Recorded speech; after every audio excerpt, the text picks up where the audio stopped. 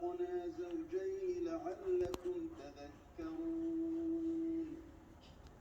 ففروا إلى الله إني لكم منه نذير مبين ولا تجعلوا مع الله إلها آخر إني لكم منه نذير مبين كذلك ما أتى الذين من قبلهم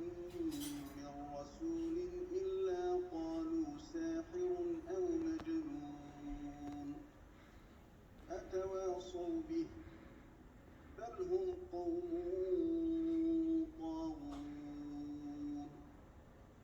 فتول عنهم فما أنت بملوم وذكر فإن الذكرى تنفع المؤمنين وما خلقت الجن والإنس إلا ليعبدون ما أريد منهم من رزق وما أريد أن يطعمون